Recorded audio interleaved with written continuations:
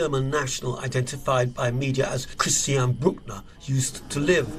Journalists witnessed police at a road leading to the... Volodymyr Zelensky described a Russian attack on Sumi's city center as brutal in a post on Telegram. Tuesday's attack came after direct peace talks in Istanbul made no progress on ending the 3-year war. This is AP News.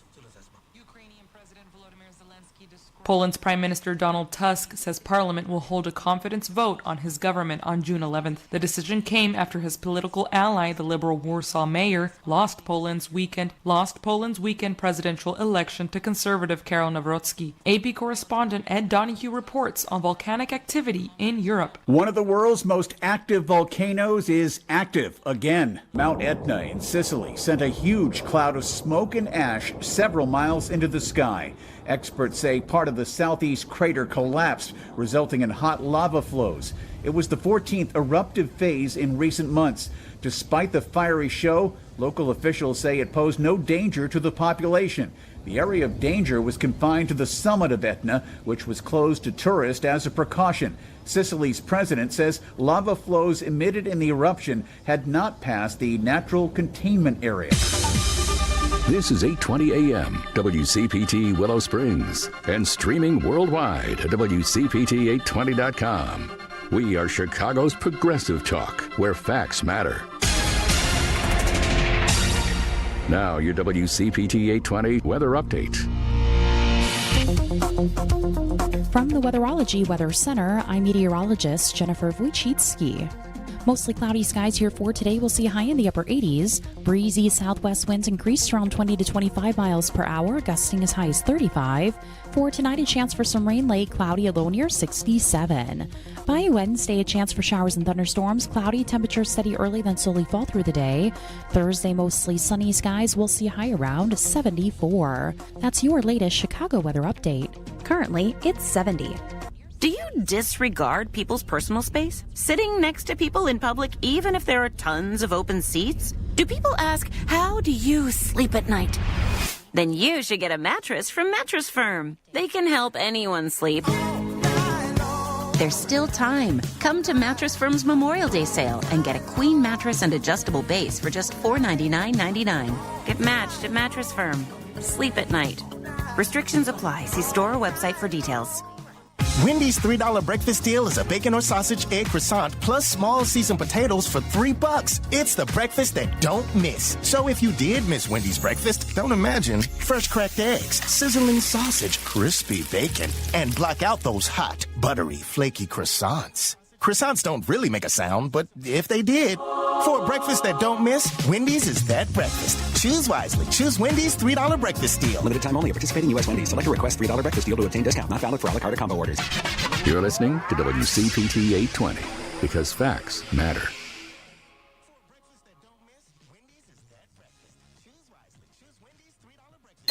Welcome to Choose Views with Richard Chu. Get ready to dive into a world of insightful conversations and thought-provoking discussions. As progressives, our job is to have an all-inclusive, full-on assault with all of our players. A show that focuses on moving our political, social, economic, gender, and cultural conversation forward. And all of our players means all of our players. It's Choose Views. And now, here's your host, Richard Chu. Good Tuesday morning, progressives, and welcome to the June 3rd, 2025 edition of Choose Views. 773-763-9278 is our Credo Mobile phone and text line, Facebook Live, TuneIn Radio, YouTube, and iHeartRadio. Email me at richard@wcpt820.com. I got caught up, Devin, on a couple of emails from folks that I had to get to.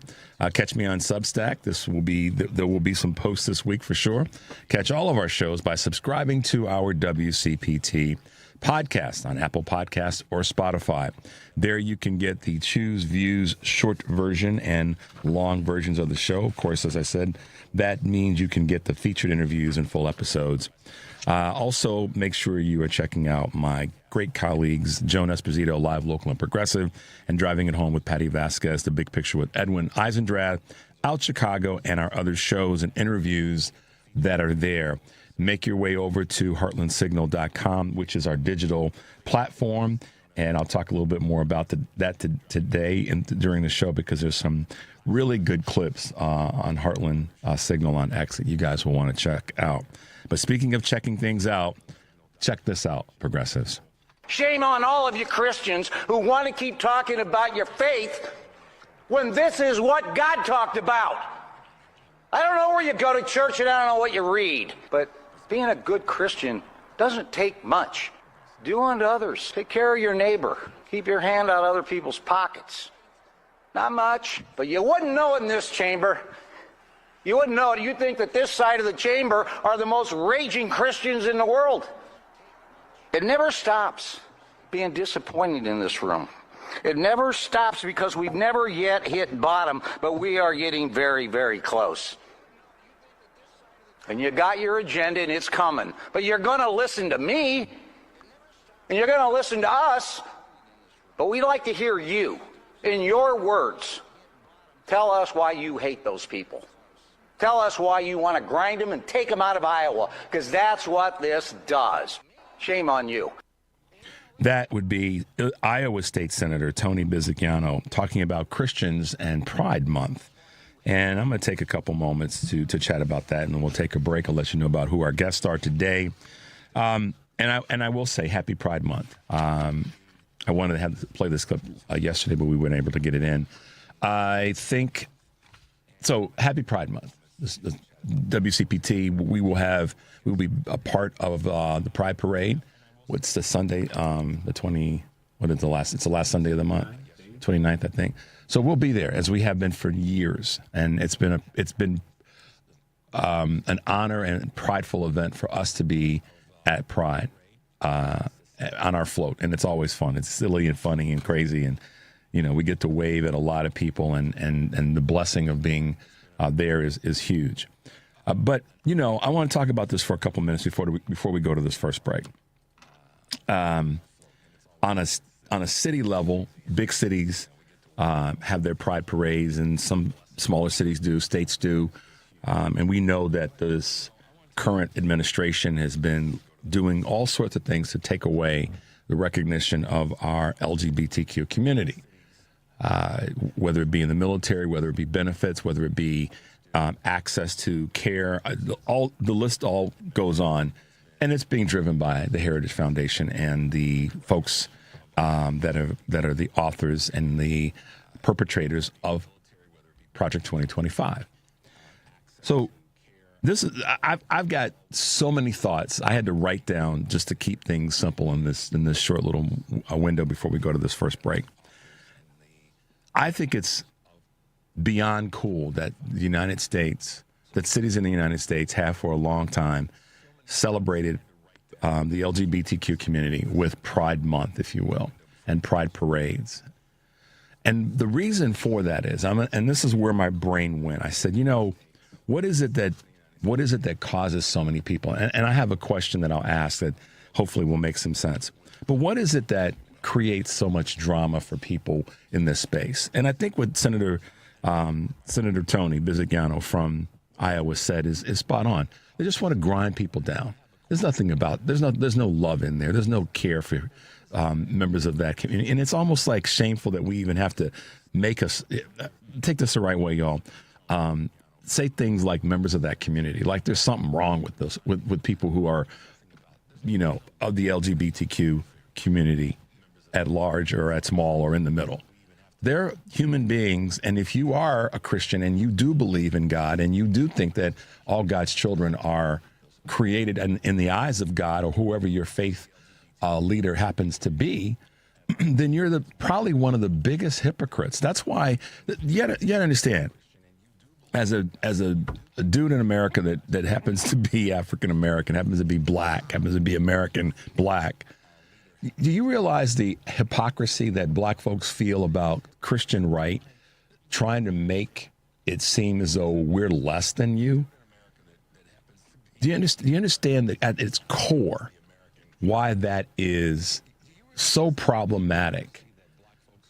And the history is that this country has used religion to separate people more than any other thing, even over economics.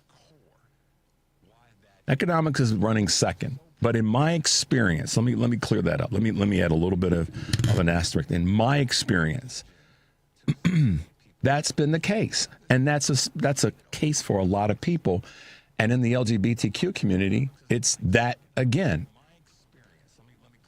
Trying to reference very narrow parts of interpretation of the quote unquote Bible to justify harming people. Whether those people, see, always talk about getting a foot on a cord, and that just happened to me. Well, we'll keep talking till the break. I'll just keep my foot still. But that is one of the reasons why I have such an issue with this Christian nationalism bent. Because here's what we're finding, Devin. There are more of these guys showing up at these various Christian, ultra-Christian churches, these high rollers, churches, holy rollers, I should say, churches, that are being caught assaulting and molesting children.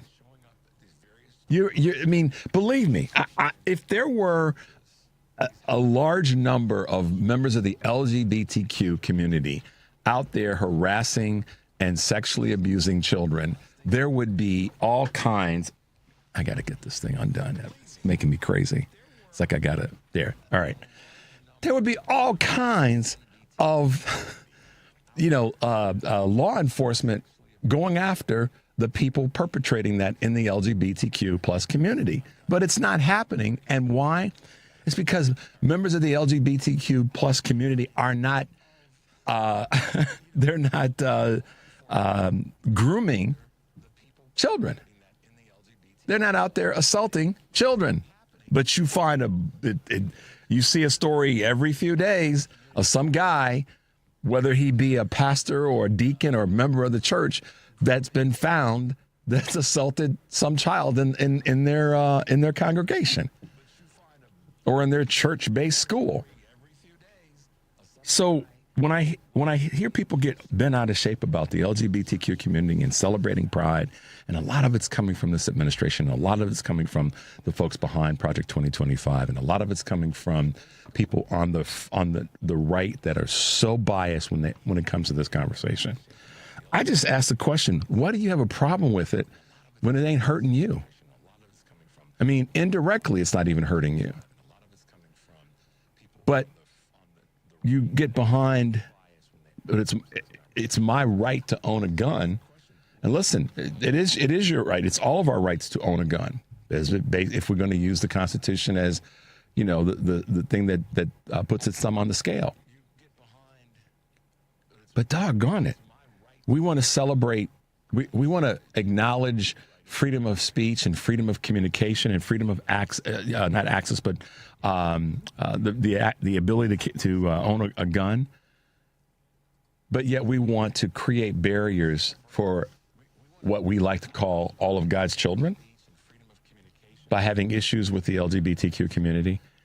And these are some created thoughts that I wrote down, but there's also just some sort of, random anecdotal thoughts in there. It's like those people aren't bothering you. I say, and I say that, and I punch myself in the nose for saying those people. I can't believe I even said that. Our brothers and sisters of the LGBTQ community, so I apologize for saying it that way. I shouldn't have said it that way. Are our brothers and sisters, universal brothers and sisters, and how dare we go after those communities that we've marginalized because we've marginalized them primarily because of this fear. This is what it's at its core. And I wrote this down and I put a star by it to say, don't say this, but do say this. At the end of the day, the reason that we have all this craziness going on, whether it be the LGBTQ community or black, white, or other communities, Asian, Mexican, Hispanic, Latino, Jewish, we can go all different communities. At the end of the day, the reason that religion has mucked it all up is because there's sort of this mythical belief that if I'm on the right side of religion and I'm on the right side of God, then when that day comes and I do die, that I'm going to be chosen by God to enter heaven. At the end of the day, it is about that. And I don't care if it's the Muslim faith, the Christian faith. I won't say Buddhism necessarily, because first of all, I don't know enough about the actual tenets inside of. But I know the ones that I do know, the three that we get hammered over the head with the most is the Muslim faith, the Jewish faith, and the Christian faith. All for fighting over one thing: who's going to be able to sit next to God and hang out with Jesus. And for way too long, we've used that as a hammer and a wedge in our society, and we do it with our LGBTQ brothers and sisters. And we need to stop doing that, because the members of those communities are our brothers and sisters, and they ain't hurting anybody. And by comparison, the numbers don't lie. We find these dudes who are running around, messing with, molesting, raping young boys and girls, and we don't want to call that out. But we sure as hell want to call out members of the LGBTQ plus community for just living their lives. So I'm proud that WCPT has a float in the parade, and I'm looking forward to being there as part of this team that supports a tenet of progressive thinking. So there you go. A little preachy this morning, but when I saw this clip yesterday, I was like, I want to get this one in, but we got it in today. On today's show, we have two wonderful guests. All of our guests are wonderful, so let me make that clear. Today we have with us Illinois Comptroller Susana Mendoza. Yeah, y'all, she's going to be with us talking about some great ideas with regard to businesses in one of our communities here in Chicago. And also with us this morning from the representative from the 15th District will be Mike Kelly, talking about safety and products that we should be mindful of when it comes to our firefighters. So looking forward to chatting with both of them. The number is 773-763-9278. This is Choose Views, and that's our Credo mobile phone and text line. We'll be right back.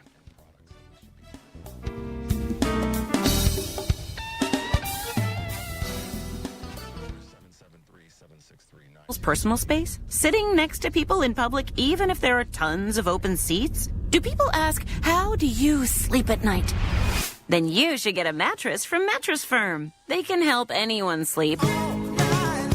There's still time. Come to Mattress Firm's Memorial Day sale and get a queen mattress and adjustable base for just $499.99. Get matched at Mattress Firm. Sleep at night. Restrictions apply. See store or website for details. Greece is cheap. But the airfare costs a fortune. Paris? Not much closer, and again, airfare... What about Puerto Vallarta? Let's face it, flying anywhere is just too expensive. Wait, what's this? Low-cost airlines. With one call to low-cost airlines, you'll drastically slash your travel costs. We're talking insanely low airline prices to any of your favorite destinations. Where would you like to go? London, Rome, Costa Rica, Australia? Wow, that's cheap. So why wait? Call now to learn how crazy cheap it is to fly anywhere in the U.S. or international. Our prices are so low, we can't publish them. The only way to get them is to call to instantly hear the most amazing best deals on airline travel. It's that easy. So call now and start packing. 800-708-3091. 800-708-3091. 800-708-3091. That's 800-708-3091. You're listening to WCPT 820 because facts matter. Good morning. You're waking up with Richard Chew. Good morning. Good morning. Good morning. We're live and ready to hear from you. Text or call us now at 773-763-9278. Same number. Simple as that. Let's get the conversation going on WCPT 820, Chicago's Progressive Talk. Hey guys, welcome back to Choose Views. Today on Live, Local, and Progressive, Joe Esposito will be taking your calls and talking to Tom Moss of Indivisible Chicago, Tamara Jacoby, director of the new Ukraine project at the Progressive Policy Institute, and Joel Ostro, professor of political science at Benedictine University. Live, Local, and Progressive, weekdays 2 to 5 p.m. Central here on WCPT, Chicago's Progressive Talk, for 20 years. That's 2 decades and a couple weeks now. Tonight on Driving It Home, Patty Vasquez will be joined by Rachel Ruttenberg, Democratic candidate for the 9th Illinois State Senate seat currently held by Laura Fine, Renee Harler, Executive Director of Animal Care League, and former Congresswoman Marie Newman, author of A Life Made from Scratch, Lessons of a Controversial Congresswoman, Mompreneur, and Unstoppable Political Activist. Driving It Home with Patty Vasquez. Weekdays, 5 to 7 p.m. Central here on WCPT, the Heartland Signal website, TuneIn, YouTube, and Facebook. And tomorrow, it's Wednesday. Choose Views contributor Kurt Mullett will be with us from Hoosier Blue 63.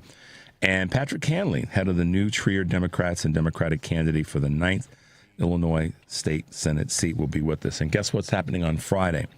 Yes, it's that first Friday of the month. Chicago Mayor Brandon Johnson will be back with our This Month with the Mayor segment. So looking forward to that. Obviously, we'll be having some fun there. Couple of quick Choose Views news items, and then we're going to talk about some other current events that are happening. Here on June 3rd, 2025, big brands step back from Pride. And so there was a reason, a little bit method to my madness. You might be seeing fewer rainbows from Pride, big brands this Pride month. About 39% say they're dialing back their public Pride efforts this year. A recent survey of corporate executives. Many say they are afraid of customer backlash, like the one Bud Light faced after it partnered with the trans influencer in 2023. Others fear repercussions from a government that's turning its back on DEI initiatives. Some companies are focusing inwards instead. CNN reports boosting efforts to recruit and engage LGBTQ employees. I got so much to say about that. I really do. It's like, well, then if they're going to turn their backs on people, which is what they're doing, then we shouldn't buy their damn products. Let's turn our backs on them.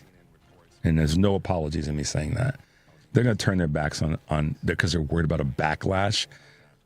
If customers don't want to, then we, the bigger backlash, believe it or not, comes from us that are in support rather than those who don't want to do business with them because they support, like that one woman that was in the Target store. Isn't it interesting how Target buckled kind of to that situation? They buckled again to the current administration. So it's interesting. But all right, guys, it frustrates me. Disney cuts hundreds of jobs. The Walt Disney Company is laying off hundreds of employees this week, citing anonymous sources. The job cuts are mainly affecting Disney Entertainment, with some others hitting corporate financial operations. Disney has carried out 4 rounds of layoffs in its TV operations over the past year, as CEO Bob Iger, back for a second round at the helm of the entertainment giant, looks to cut at least $7.5 billion in cost. And this one was like, I thought, all right, this is kind of an eye-opener. Campbell's up on stay-home trend. What does that mean? The Campbell's Soup Company notched better than expected sales in the first quarter of this year as customers cooked at home at the highest levels since 2020, according to the soup maker. However, the company's snack division faltered as penny-pinching shoppers turned their attention to ingredients that can be spun into multiple meals.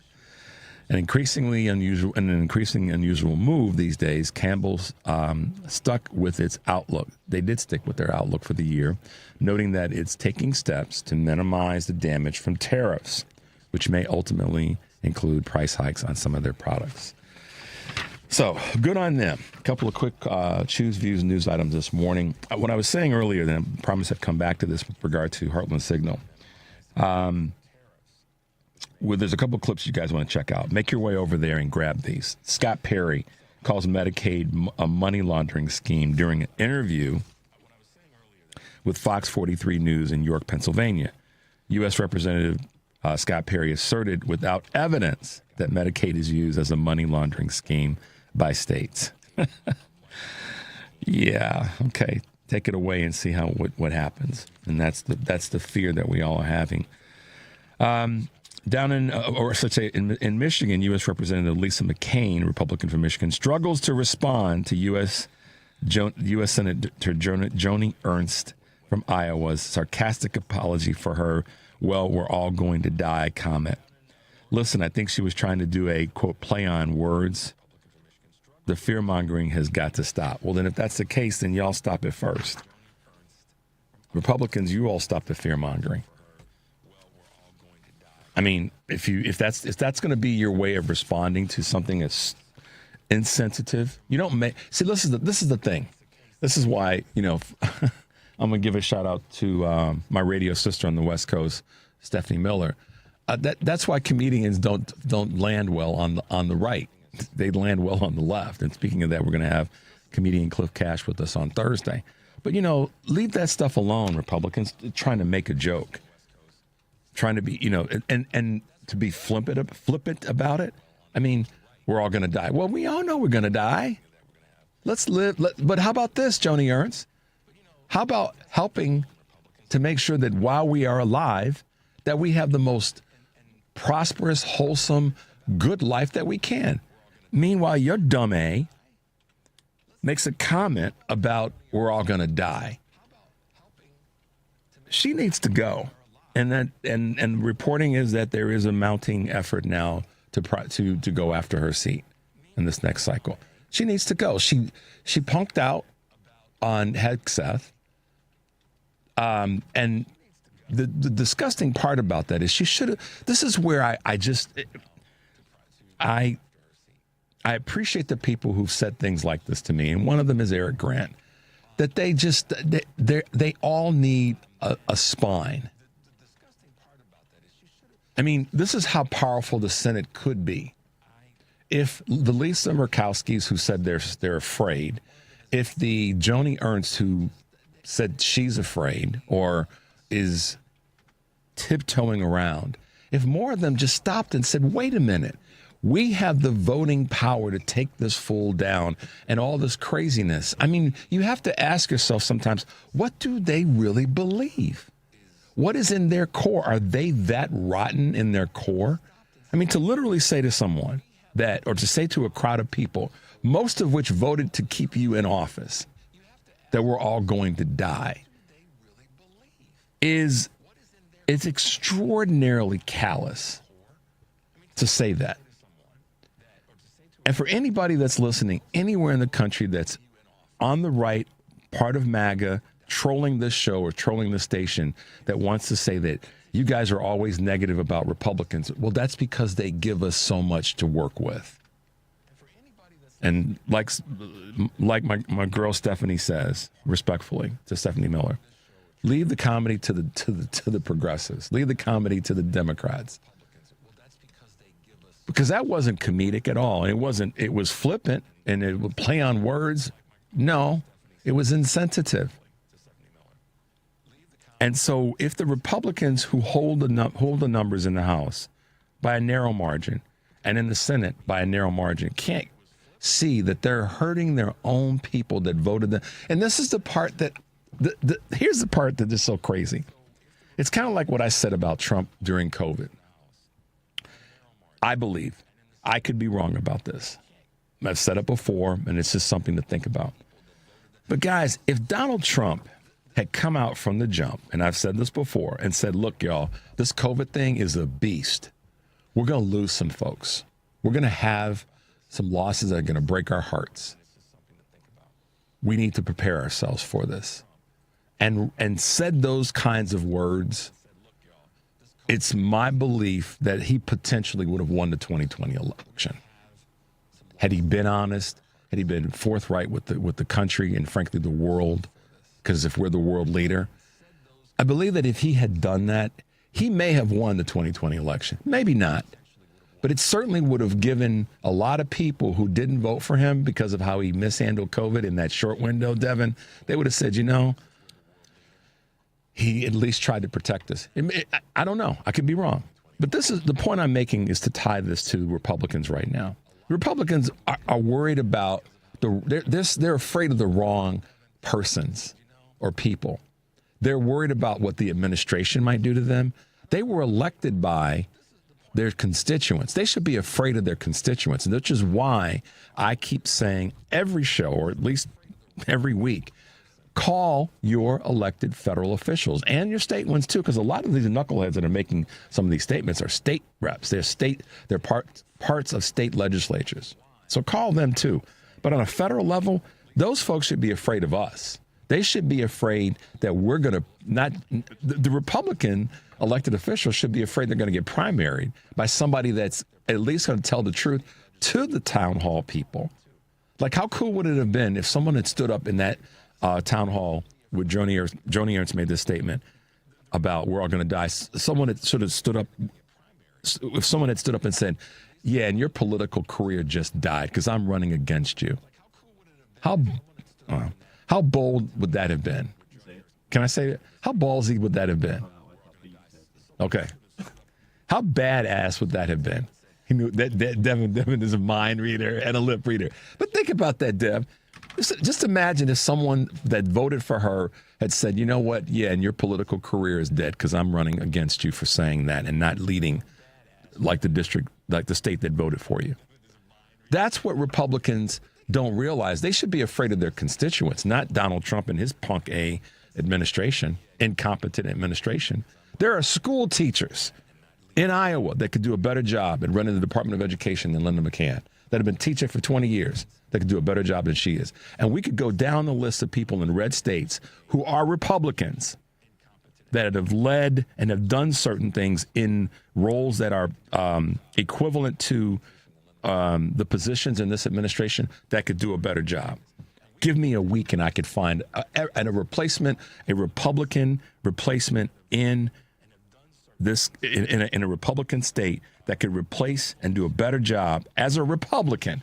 So I'm being reverse partisan here than the people that are in that administration. So the senators and the House of Representative members should be afraid of their constituents, not of the administration. And with that, we're going to take a quick break. The number is 773-763-9278. Credo Mobile, a progressive phone company that is better for all people and the planet. Visit credomobile.com. We'll be right back. This is a WCPT Veteran Minute. In the heart of World War II, while the skies rumbled with the roar of combat, a groundbreaking squad of pilots emerged from the segregated South, the Tuskegee Airmen. An elite group of African-American pilots defied the odds with their courage and skills. Trained at the Tuskegee Army Airfields in Alabama, they became the first black aviators in the U.S. military. Despite facing racism and skepticism, they soared through the skies, unmatched precision, escorting bombers and earning a distinguished reputation for their bravery. Their red-tailed P-51 Mustangs became a symbol of excellence and resilience, and in 2007, the Tuskegee Airmen were finally honored as they were awarded the Congressional Gold Medal. These aviators didn't just fight for victory in the air, they battled for equality on the ground, forever altering the landscape of the American military and inspiring generations to come. This has been a WCPT Veteran Minute.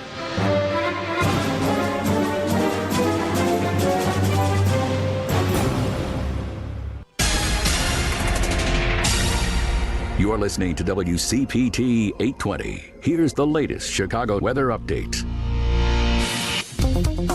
From the Weatherology Weather Center, I'm meteorologist Jennifer Wojcicki. Mostly cloudy skies here for today. We'll see a high in the upper 80s. Breezy southwest winds increase around 20 to 25 miles per hour, gusting as high as 35. For tonight, a chance for some rain late, cloudy, a low near 67. By Wednesday, a chance for showers and thunderstorms. Cloudy, temperatures steady early, then slowly fall through the day. Thursday, mostly sunny skies. We'll see a high around 74. That's your latest Chicago weather update. Currently, it's 70. Alexa, play WCPT. WCPT from TuneIn. It's Choose View with Richard Chew on WCPT 820, where facts matter. Hey, progressives, welcome back to Choose View, 773-763-9278. Here are some current events, some things that are happening that you guys can just be plugged in and aware of. And this one is concerning. I want you guys to go and look up. Let me tell you the basis of this.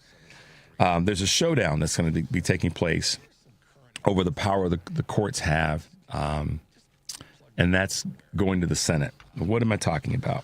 This big, beautiful bill has a provision in it halfway through that is designed to take away power from the courts. And it is Section 70302. I'll say that again. Section 70302. I will email it to you if you missed it. But let's talk about this for a second. The section of the bill, it states that no court of the United States may use appropriated funds to enforce a contempt citation for failure to comply with an injunction or temporary restraining order if no security was given when the injunction order was issued pursuant to Federal Rule of Civil Procedure 65C. Okay, so what does all that mean? What do all those fancy words mean? The breakdown is, in simple terms, this means that if a judge or judges, they basically would not be able to issue contempt orders against defendants who defy the court order,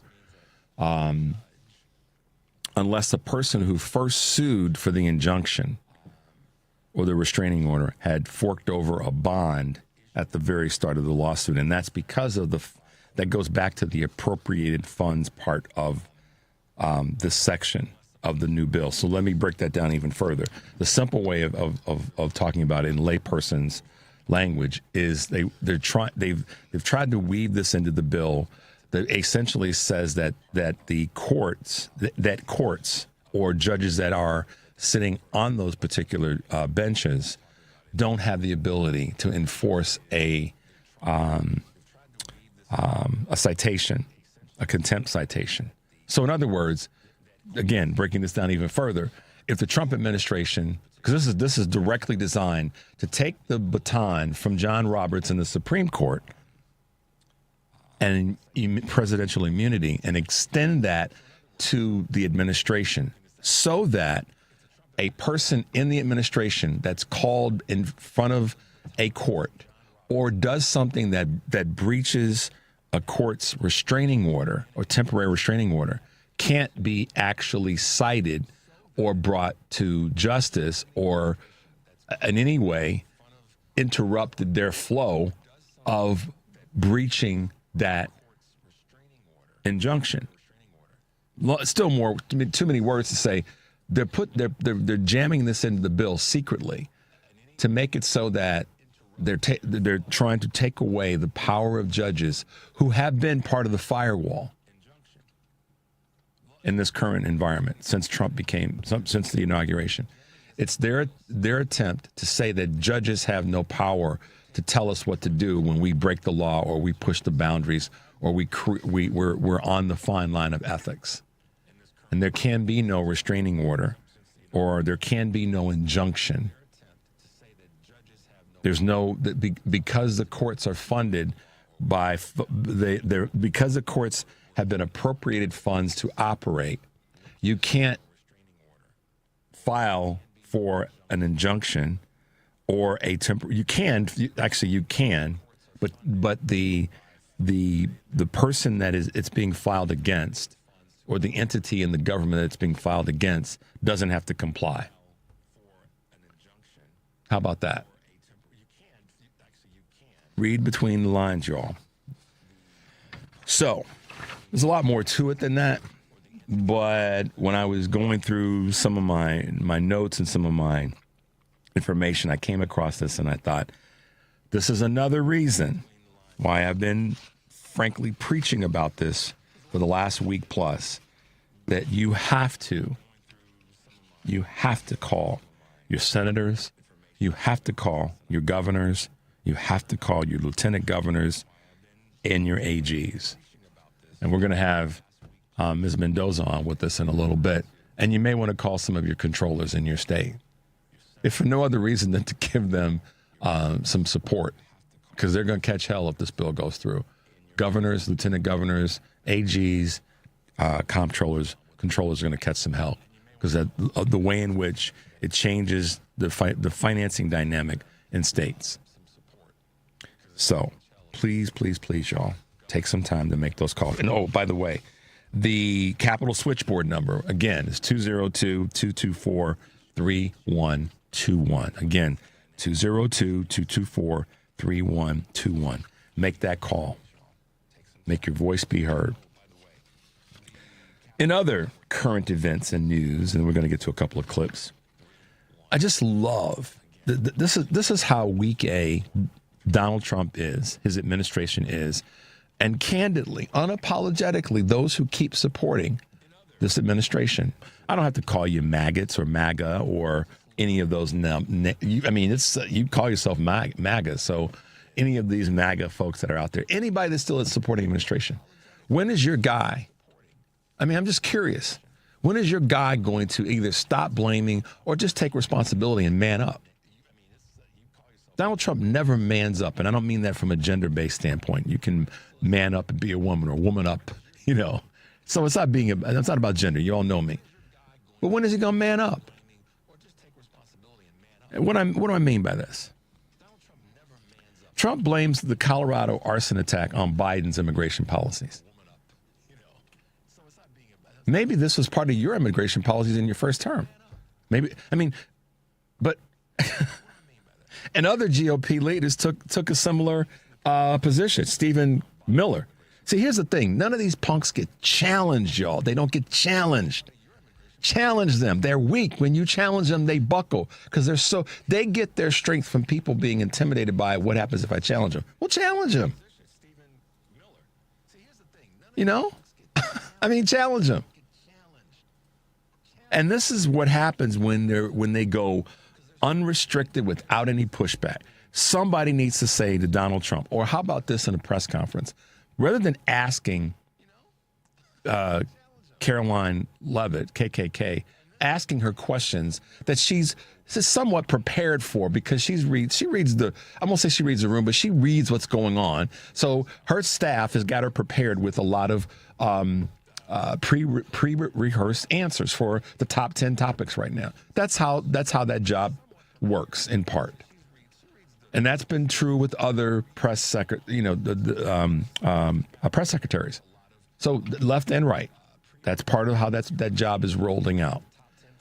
So why don't someone start to ask questions differently? Like, how about this? When is Donald Trump going to stop blaming everybody else for things that have happened on his watch?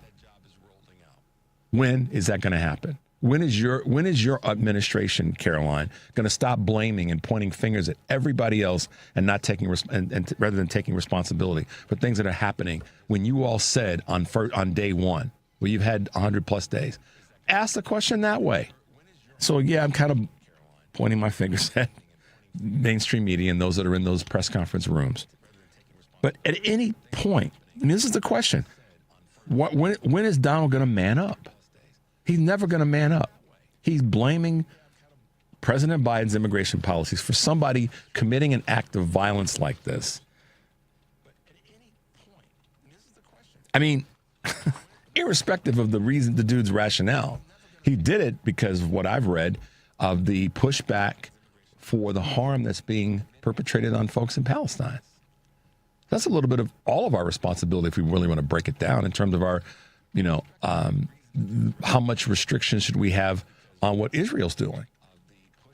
That's a conversation that we have to, if we're going to be fair and honest, should have. But to that end, when will this administration, when will the MAGA mindset and followers ever stop and ask this question? Because how quickly they got to, the word terrorist came out of their mouths before the sun set.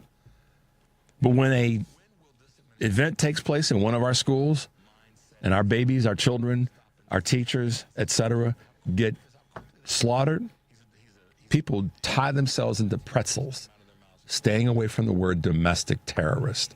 They do their darndest to stay away from using the words anything close to homegrown, American-born, white dude terrorist. We do. Not we, but that's what happens in the mainstream media, and it happens when it comes to Republicans that are in elected offices, and particularly those who are followers of MAGA. The words can't come out of their mouth that was domestic terrorism. But let somebody that's brown skinned do something stupid like this. They lose their damn minds. Let's take a quick break. When we come back, I've got a couple of clips we want to try to get to before we hit the top of the hour. The number is 773-763-9278. This is Choose Views, and we'll be right back. Every 40 seconds, a child is reported missing. That's 2,000 children every single day. It's a heart-wrenching reality that we can no longer ignore. Find the Children is a non-profit organization dedicated to you can be a part of their running or not. Call 1-800-775-5622. We guarantee that you will receive the maximum tax deduction. We provide fast, free pickup with 24-hour response. Call 1-800-775-5622. Find the Children provides crucial resources to help find missing children and educational materials to teach kids how to recognize and others. Our recovery programs have a proven track record of reuniting kids with their families. It's time to act. Donate your unwanted or unused car. Help us build a world where every child is safe. Pick up the phone and call 1-800-775-5622. Together, we can bring these kids home safely. This advertisement was paid for by Cars R Us and Find the Children. Chicago's Progressive Talk, WCPT 820, where facts matter. It's Chew's Views with Richard Chew on WCPT 820, Chicago's Progressive Talk. Hey, progressives and everybody else, you center right that are trying to find your way away from the craziness, you independents and all. We got a home for you here. Y'all can hang out and be a positive contributor to this effort of resetting our country, because we need it. I was talking about MAGA before we went on the break, and when is your boy going to step up? And this is part of the conversation. And sometimes it's a hard one to have, but it's one that needs to be had. It's like, how do you support the people who are perpetrating these ills and beliefs on our communities? And I came across this clip that I kind of thought was appropriate that Devin and I put together, and it's called "The Wives That Support MAGA Men." Y'all see what just slithered out of Kansas City? Thomas Rousseau and his band of merry idiots. White supremacists with their faces covered because they're nothing but goddamn cowards. But you know what? I ain't even talking to them now. I want to talk to the women behind these men. The wives, the girlfriends. The ones that stand behind these men, sometimes literally, while they spew their hate. You let him walk out the door dressed like a Dollar Tree stormtrooper and didn't say a what is wrong with you? And guess what? This makes you just as complicit, just as hateful, and just as cowardly, girl. You don't get to pretend you didn't know. You live with that man. You raise his kids, you cook his dinner, and you iron his clothes. You know exactly where he's going, and you say nothing. You share his silence and back his hatred with yours.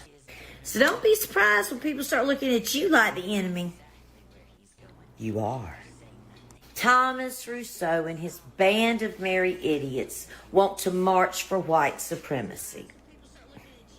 You, the wife, the girlfriend, you have the power to stop them, and you don't. So you might as well just put your little mask on too. Yeah. Gosh darn it. That I thought, wow, boy, did she nail it? Because we have to ask that question. Like, okay, if your boy's out there causing, and this is, let me give a little bit of a context here. This was because of these guys, and I do find it interesting. You know, these guys are walking around with these, sort of white masks on, their khakis and their caps and their little outfits. As someone said to me, they're modern day versions of brown shirts from the Hitler regime. And it is. It's nothing other than that. You can call it what you want to. You can say, oh, it's a freedom of speech. Yeah, it is. But it's also speaking garbage. And it's speaking garbage in a way that's about hurting people. But I think what's is amazing, you guys have heard other people make this comment. These are the same people that, from a mindset standpoint, couldn't wear a mask during COVID. Devin's eyes perked up. Couldn't wear a damn mask during COVID. But now that they're out there perpetrating this hate and this garbage, oh, they got their mask on. They got the little uniforms on. But she's right. The wives, or I'm gonna try to be as gender respectful as I can. The spouses of those that are perpetrating the garbage. Where are you? She's right. If you don't, you can't say that you don't believe in what they're doing if you're complicit in letting them do it. And I say letting them because you should make some noise if there's a member of your family that's out there, particularly if it's your spouse, causing harm to people that they don't even know. So I'm on a little bent this morning about people causing harm to folks in the community, whether it be our LGBTQ community, Q+ community, or it be others.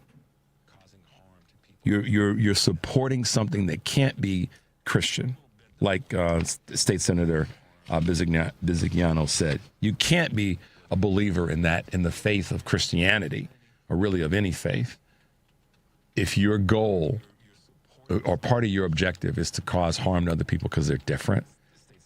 And then in the same vein, like Monty Marty says, who is my new biblical authority, says you can't have it both ways. You either follow the text or you don't. And harming other of God's children that you don't know is not your responsibility. I was having a great conversation with our good friend and partner, Michelle Peltier, after the family meeting on Sunday, about parts of this, passing judgment on others. Who gives you the right to do that?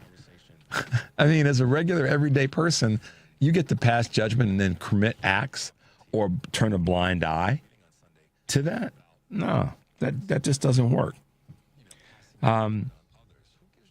So, here's another clip that I just found interesting. Do we have the Republicans at work crews? Is it? And it's been dustified. All right. Here, what I'm talking about here is this is one of these. It's a clip that I came across where this guy's talking about how, this hypocrisy, and this is the thing. This is kind of my mindset this morning. The hypocrisy. In one vein, you got these guys who were running construction crews whining about all the Mexicans that are in the country. But when you break it down and you look at the crews that are most prevalent, the guys that are most prevalent, and women too, in their crews, they don't look like John Smith from Central Iowa, if you know what I mean. So Devin and I put together yet another clip. It kind of leans into this thing around hypocrisy, Republicans and their work crews. 1-4 above us.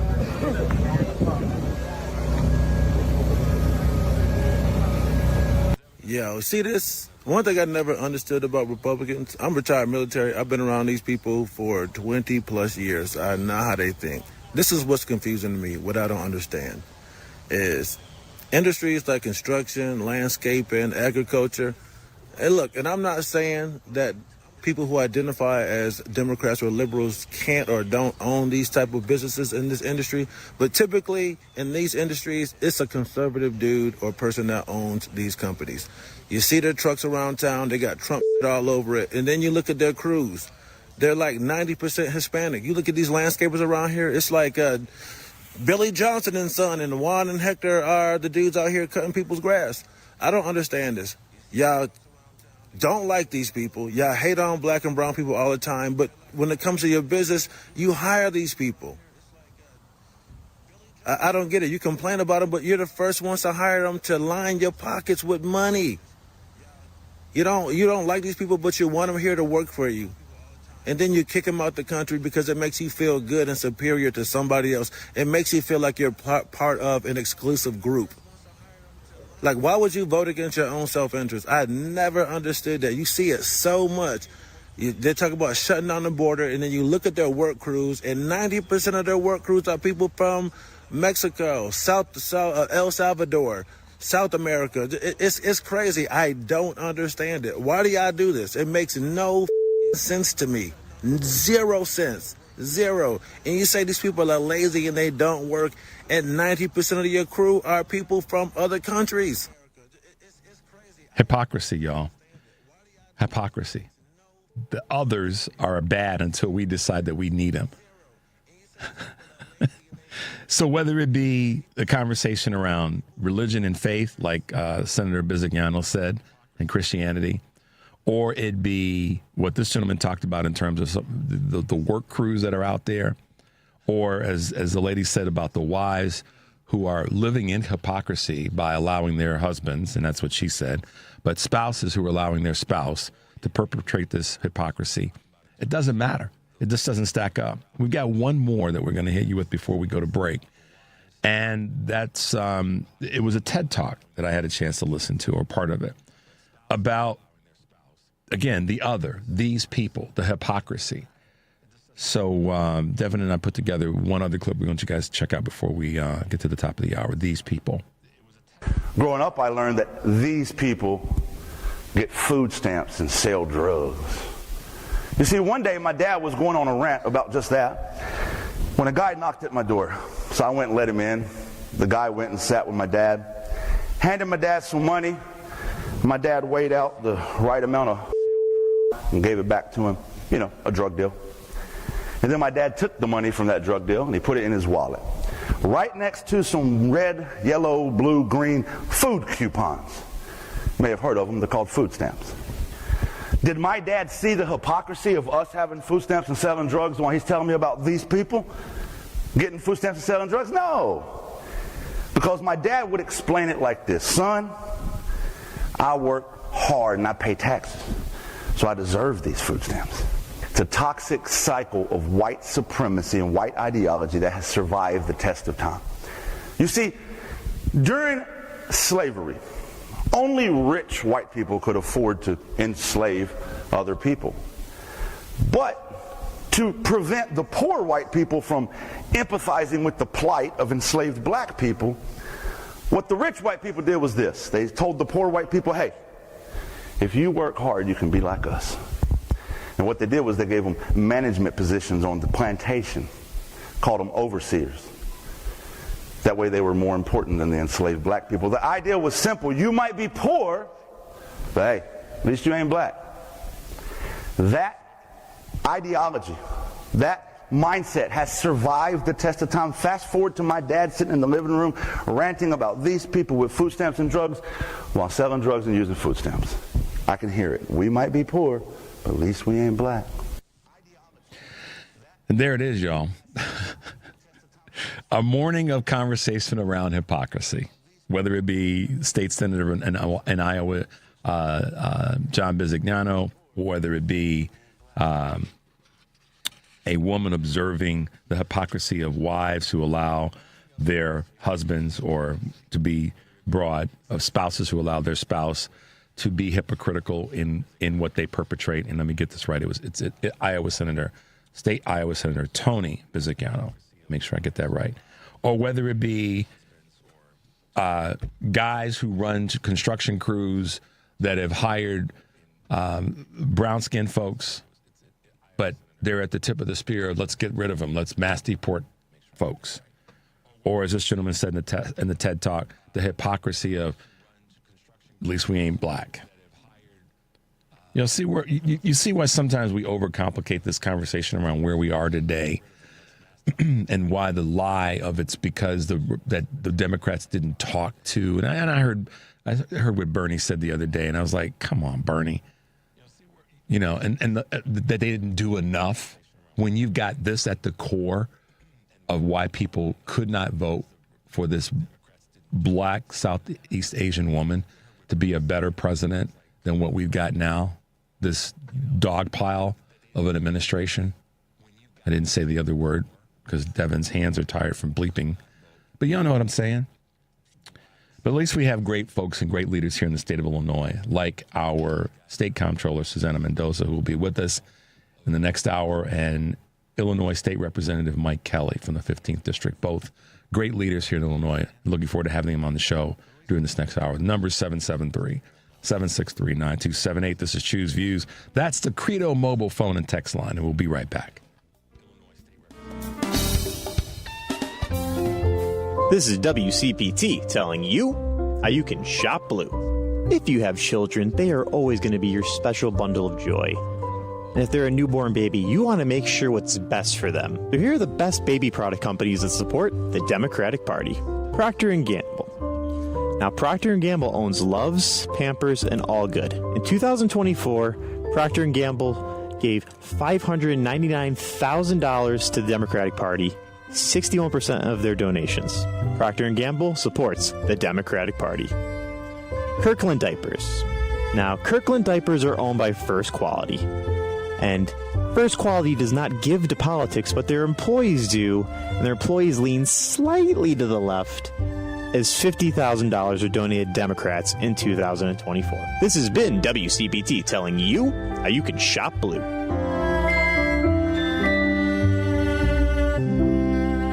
Stop feeling embarrassed about thinning hair and start looking and feeling your best with Hair Grow by New Nordic. Available online at Amazon, Walmart.com, and NewNordicUSA.com, or at your local CVS. AP News, I'm Marcela Sanchez. A joint exit poll shows that Liberal candidate Lee Jae-myung is forecast to win the South Korean presidential election. He would succeed Yoon Suk-yeol, the former conservative president, who was removed from office in April over his imposition of martial law. The winning candidate will take office Wednesday without the usual 2-month transition period. Poland's Prime Minister Donald Tusk says Parliament will hold a confidence vote on his government on June 11th. The decision came after his political ally, the liberal Warsaw mayor, lost Poland's weekend presidential election to conservative Karol Nawrocki. The Prime Minister's government runs most of the day-to-day matters in Poland, but the president holds power to veto laws. And Nawrocki's win will make it extremely difficult for Tusk to press his pro-European agenda. Authorities say a man who carried out a Molotov cocktail attack on demonstrators in Boulder, Colorado, had planned to kill them. Authorities in Boulder, Colorado say suspect Mohammed Sabri Solomon had 18 Molotov cocktails when on Sunday he disguised himself as a gardener and carried out an attack on a group holding its weekly demonstration for the release of Israeli hostages. But police in an affidavit say that Solomon threw just 2 Molotov cocktails because he got scared and had never hurt anyone before. Solomon appeared in Colorado Judicial Court on Monday. We are on the record at this time in 25 CR 785.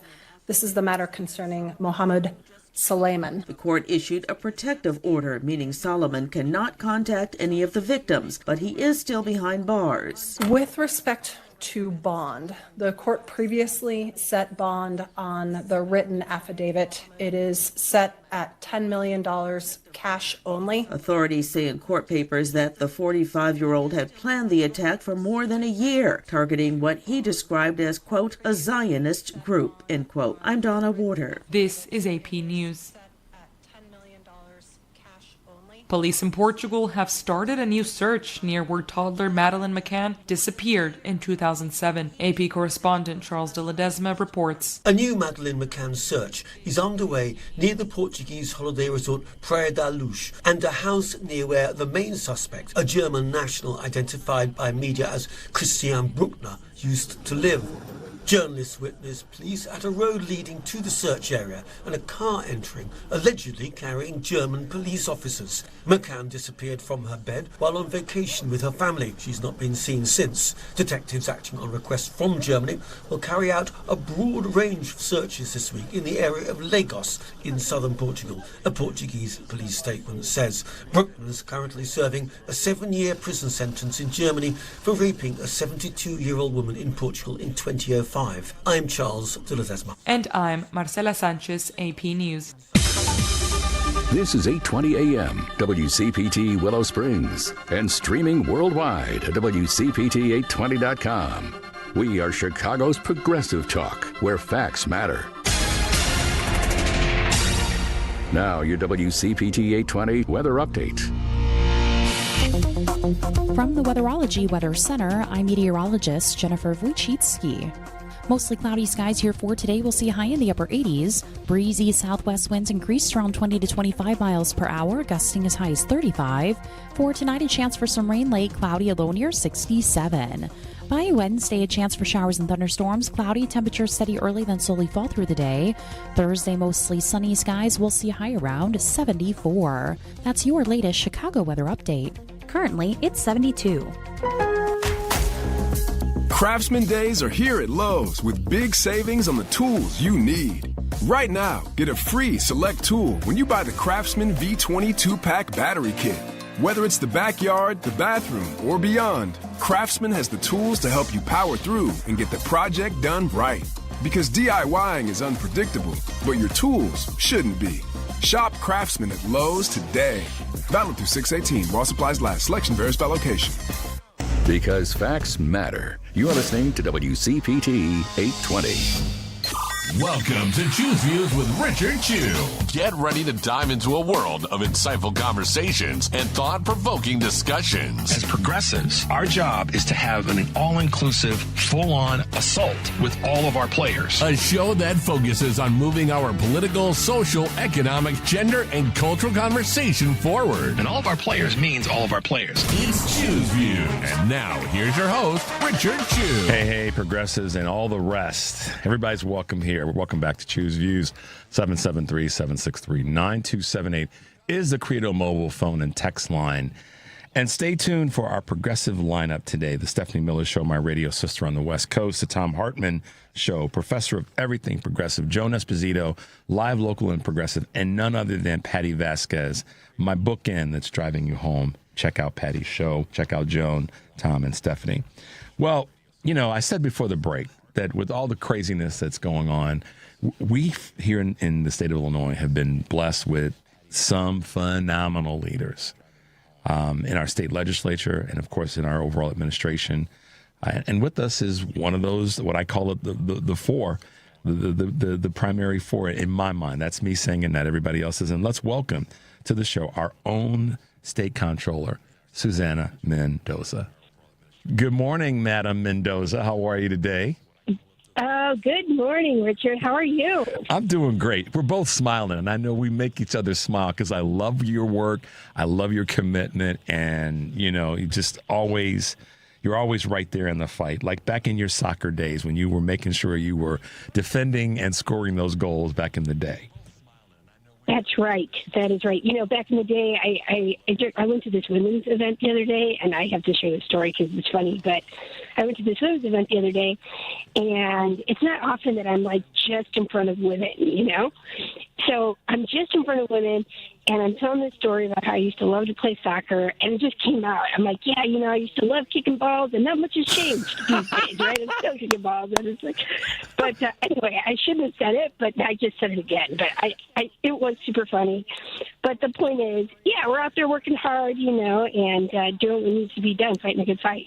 Well, and that's appreciated. I will tell you this, and I've said this to you before personally, and when you've been on the show, you and if you're getting more phone calls in the last week or 2 weeks, because people are calling, I've been saying call our governors, lieutenant governors, AGs, and state controllers or comptrollers, because they're going to catch some hell if this big bill in the federal bill gets through the Senate.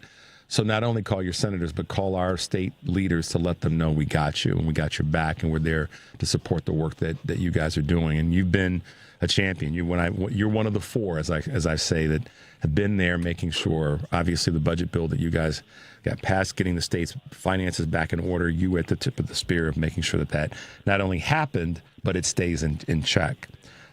So thank you again. We can't thank you enough for that. And we know it's been hard as hell to get some of these things done, but you've been leaning in to make sure that that no stone is left unturned. Let's talk about. Well, thank you. It's so nice of you. Well, I mean, I believe that's where we have to start as voices or leaders. We have to start being nice and work toward that. And as we work toward that, we'll probably galvanize a little bit faster. And you guys are doing a great. And we know it's hard. I mean, I've said this so many times, Susana, that and I say that respectfully because Devin and I were joking around about how do we go? Do we go comptroller, controller, Ms. Mendoza? but potato, right? Whatever works. That is fun too. Yeah. We know this is what you guys signed up for, but we also know it is hard to get certain things done, and that's why the state of Illinois and the four of you in those positions as governor, lieutenant governor, AG, and controller have been a model for the rest of the country and have shown the leadership and have kicked some quote unquote balls to get things done. So keep up the good work. We've got you. I'm an advocate of what you're doing and will continue to be a supporter and at the same time help to push you guys moving forward. Let's talk about one of your late video that your video and audio we were going to play, but we couldn't get it queued up fast enough. We may be able to get to it or play it at the end of the segment. But you've really been leaning into the importance of supporting businesses in different communities. And specifically, you have cut a recent video about businesses in the what we'll call Asia on Argyle, a community here in the city of Chicago, also known as Uptown in part. Let's talk a little bit about that and what you've been doing and why that's such an important part of your message right now for small businesses. Sure. Well, if it's okay, I'll start with the first video and then go into the Argyle video. The first video, did you see it? It was on Little Village. Not sure if you caught that one. I didn't get that one. No, I didn't, honestly. Go ahead. Okay, well, I'll make sure to share that one with you. But that video is what started what is now like a series of videos that we're working on. And it started because I walked into a restaurant in Little Village, so on 26th Street. It's called Nuevo Leon, one of my favorite Mexican restaurants. And I walked in a few months ago, and there was a press conference happening, and it was, obviously a press conference where everyone was beating up on Donald Trump, which, is so easy to do just given the chaos that's happening. But when I talked to the owner of the restaurant, who's a friend, and I asked her, how are things going? I went in there just totally coincidentally with a group of my staff because we were working out in that area, and I said, let's go get lunch. And next thing you know, walk in, there's this press conference, and then I tell her, so what's going on? And she's like, oh, our business is getting killed. She's like, we've seen a reduction from 60 to 70% in that specific restaurant in sales, whether it's dining sales, pickup, or deliveries. And she's like, ever since all this talk about immigration raids and so forth, she said the people in that community, which is largely Mexican-American, but also a huge influx of just immigrants, Mexican immigrants primarily in Little Village, were scared. They were scared to leave their house. They were scared to send their kids to school. Clearly, they were scared to go eat. And as good as her carne asada tan pequeña is, it might not be worth risking your livelihood over, right? Right. So her point was that their business has been there for 40 years, right? These are all, frankly, the irony here, too, these are like American-owned businesses. Or she's a Mexican-American, but she's an American citizen, right? Like her family and all those businesses are owned by people who have legal status in this country, yet nonetheless, we're getting pummeled. And so imagine going from like 260 ticket sales or receipts a day down to like 62, right? It's brutal. Yeah, and so she's like, I don't even know if we're going to be able to stay open. And I'm like, what? This, like I said, it's an iconic business on 26th Street. So I thought, look, we can, yell all we want about the situation. You and I both know he's not listening. He doesn't care.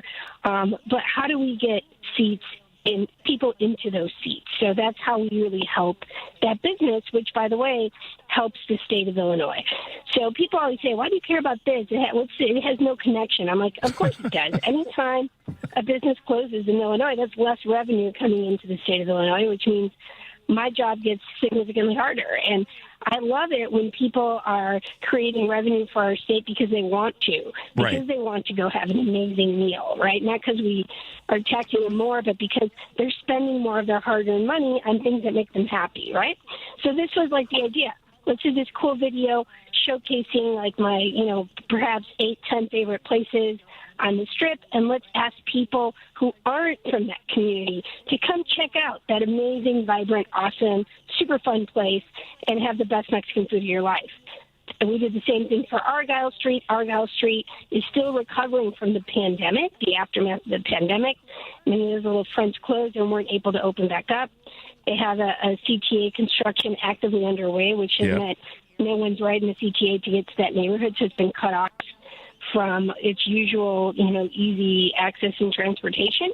So I'm trying to, highlight these amazing, vibrant corridors, ask people to go out there and support them, see that you're going to have a good time. I'm doing you a favor by you doing me and those businesses a favor of going out there and having a great time. You will be happy.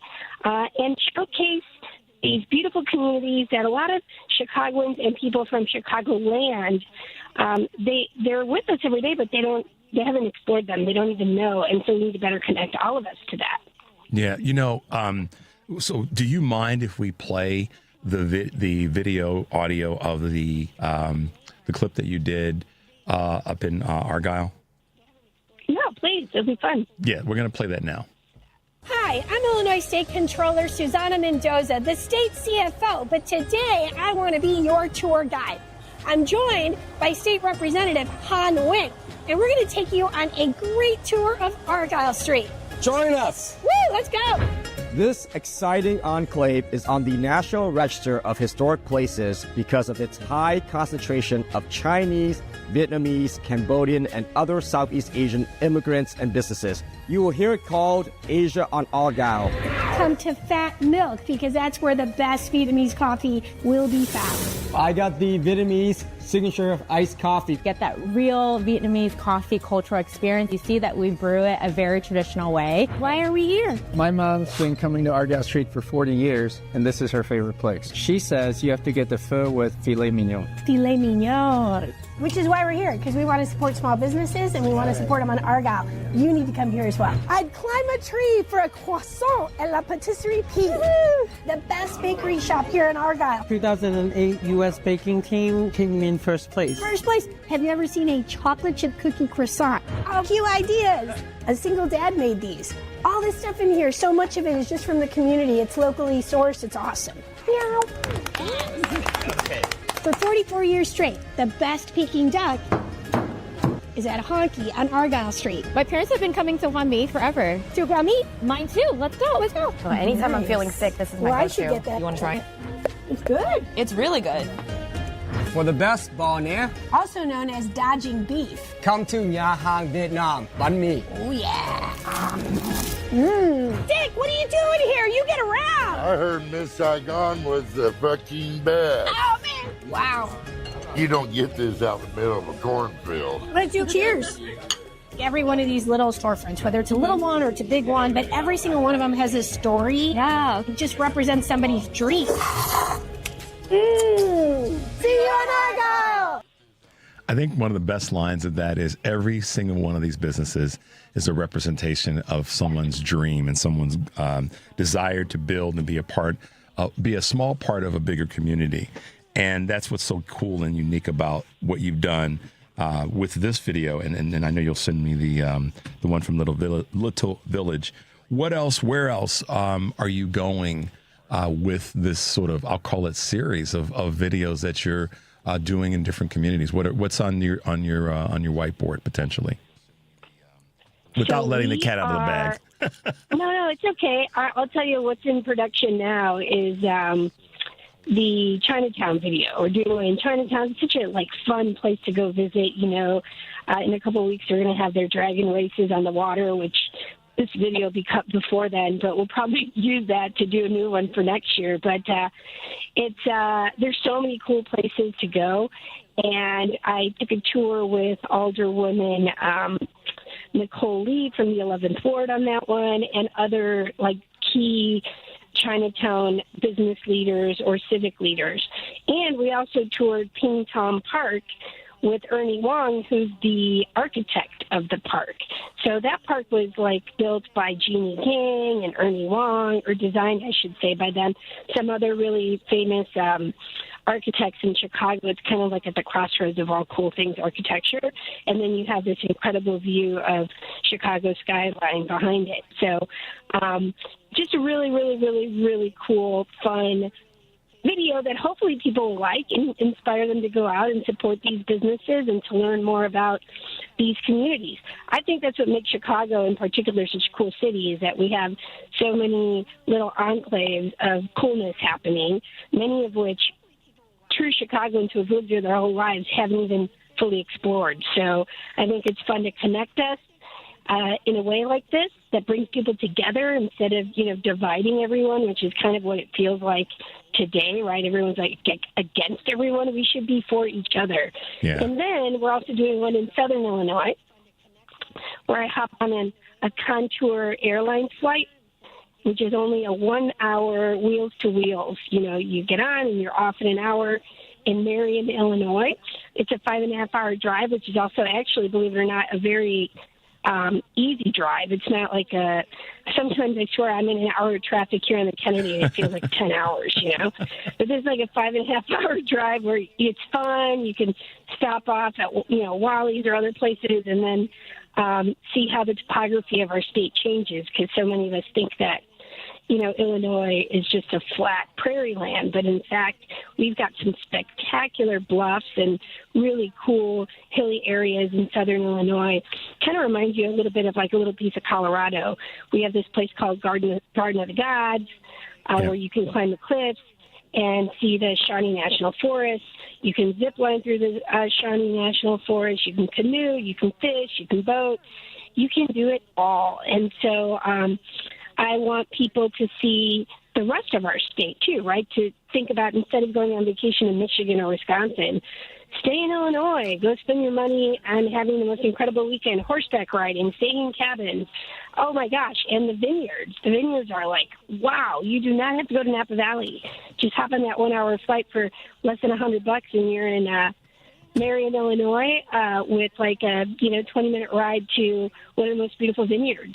Blue Sky Vineyard is a perfect example of that. So I'll show you guys all of this in one of my next videos, which will be the Southern Illinois. That one's going to have to wait a little bit because I took this shot of like the vineyards as they're just starting to grow.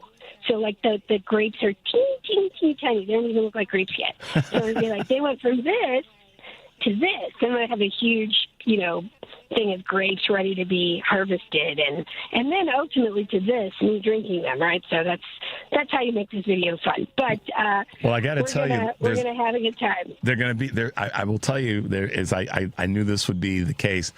There's folks that are going to be saying, okay, great plan, but what about some of those businesses on the near south side of Chicago, whether they be southwest or southeast, some of those businesses in Hyde Park, some of those traditional African-American communities, and as well as I do, I wouldn't be doing my job if I didn't call that out. So, you got to roll through there too, because there's some folks in Hyde Park that are going, No, of course. Listen, it's so funny because I've been also getting phone calls from people saying, hey, can you come cover this or can you come do that? I'm telling you the ones that are in production already. But like I said, the Southern Illinois one's going to have to wait because I want to catch the harvest of the grapes, But we already have, so the one that's we're doing right now, we just filmed it yesterday, but we're not done filming it, was the Chinatown one. And Dick Bigger is going to be making like a Dick Bigger Jr., who's in both of my videos. He was the star of the Little Village video. And he's doing like cameos in all my videos. He's kind of like my Stan Lee in the Marvel movies, So make little like guest appearances because he's so funny. He's got such a great voice, unlike me. But we're going to do, I want to do one of the South Shore businesses and some on the, so I also want to do like, for example, think Bronzeville, right? There's historic places, including like Pearl's Place, which I highlighted in my DNC video when I did that. But we have great, cool coffee shops and great places for breakfast and dinners too, right? So like you covered all, plus entertainment and things like that. So we're going to be covering South Shore, Bronzeville, the U of Chicago, Strip. You've got Medici and some really cool restaurants. There's actually a Cinco de Banitos now, which was from Filson, which is in Hyde Park.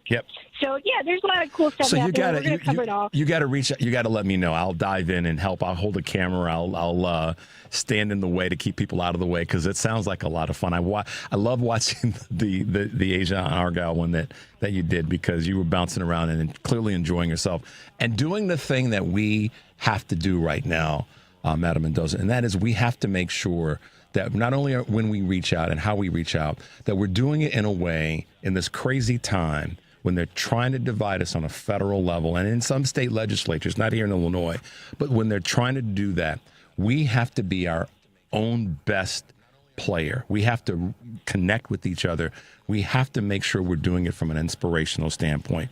And that is one of the things that I have been saying for such a long time. You have been doing that so well.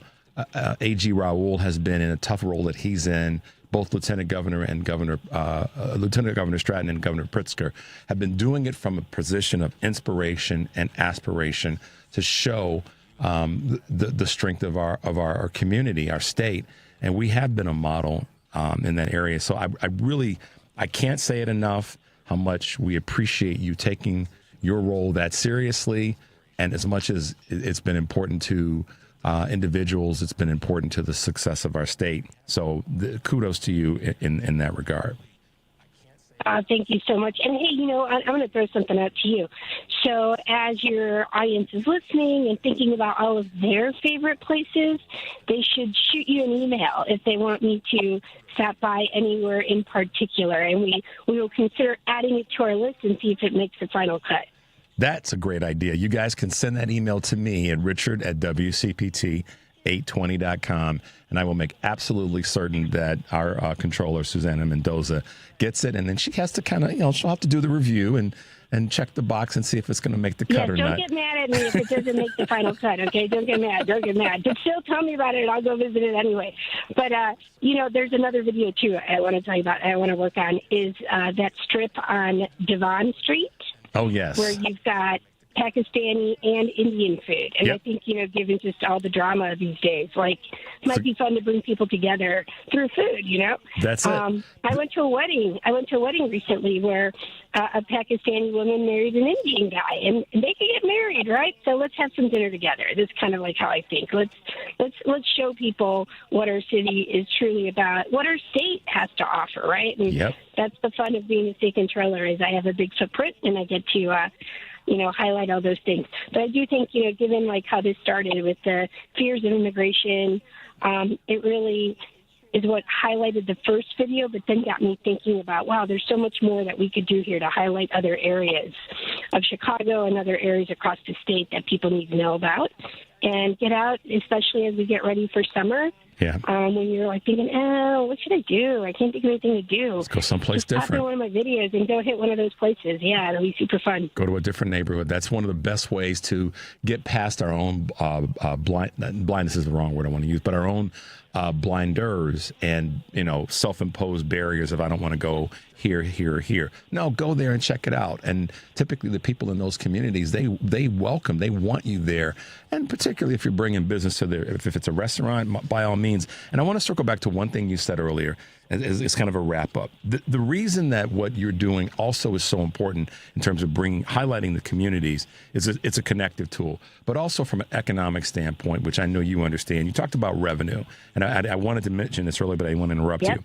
The revenue loss of a business closing isn't just the revenue loss of the business. It's also of the people who work there that pay taxes and that spend money on things. And as a result, the money that they don't get to spend or have to spend because their business that they worked for, small business, closed, it's a double whammy of impact on our community and our state at large. And that's why what you said before about making sure that our businesses are stouted up and supported is so critically important.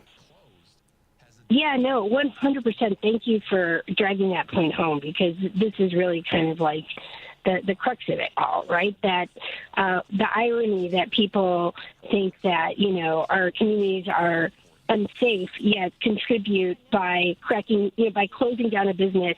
You're certainly not making the community any safer. Right now, you don't have a business there. You have had to let people go. To your point, they're no longer collecting a check. More likely than not, we'll have to be on unemployment for a period of time, which means we're paying more out of the state's coffers instead of adding to the state's coffers. And it makes communities more unsafe. So it's a terrible, terrible thing when any business has to close because it can't afford to stay open. And especially when it's through things that are out of their control, like, the fear that exists in communities because of immigration. Or in this case, like the hit that so many little small businesses on Argyle took because of something which we would consider a good thing, which would be the renovation of the L. It has cut off the supply of customers to that area, which that's immediately after a pandemic that they were really trying to recover from. So it's these little things that people kind of need to know and put the pieces together and to see why we need to support these corridors. We need to keep them lively. We need to keep them contributing to the economy. We need to keep people employed. And when you do all those things, you're keeping people happy, and it creates a more safer environment. So it's a win-win-win across the board, or it could be a big fat L. Which we don't want to. We don't want to take the L in Chicago. We're not taking the exactly. L, taking the W. Well, it's great to have you with us, our controller here in the state of Illinois, one of the big four, as I like to call you guys. Susana Mendoza, thanks for being with us this morning on Choose Views. We appreciate all you do, all your hard work, and we look forward to having you back when that next video drops. Sound good? It sounds awesome. Yeah, we'll talk after the next one. You got it. And hopefully before that, too. Yeah, we will. But you have an awesome week. It's beautiful. So get out there and have some fun. All right. Thank you so much, ma'am. Have a great day. Bye now. Thanks. Bye-bye. You too. All right, let's go to a little bit of a quick break, Devin. 773-763-9278. This is Choose Views, and we'll be right back. This is a WCPT moment in labor. In the summer of 1881, 2 decades after the Civil War, 20 African-American laundresses met at a local church in Atlanta to form the Washing Society, a trade organization which looked to create a higher uniform wage and greater work autonomy for laundresses, also known as washerwomen. Through the help of local preachers and door-to-door canvassing, the Washing Society grew from 20 members to 3,000 in only a few weeks. The workers went on strike and faced opposition from their employers as well as the local politicians. The Atlanta City Council proposed a licensing fee for their organizing efforts. The strikers agreed to the fee in exchange for self-regulation. In the end, the City Council rejected the proposed fees and the laundresses prevailed. The impact of the strike led to increased wages for some, but showed that African-American workers, including women, were vital to the New South economy. This has been a WCPT moment in labor. We're working for your rights. This is Tony Moret. I'm an estate planning lawyer who drafts living trusts and wills. Since the election, I've been hearing from my clients, many of them fellow WCPT listeners. And we all wonder, how did this happen and what can we do? The how is, of course, very complicated. My thoughts as regard to what we can do is simple but important. We need to take extra care of those we love. Having an estate plan using either a living trust or will can provide comfort in uncertain times like these. When the progressive values we hold dear are under attack, I feel we must make sure that our personal lives are secure and then work out from there. I've been drafting estate plans for my clients for over 30 years, and I will use all of that experience to help you. Please call me at 847-996-0496. My website is moreylawoffice.com.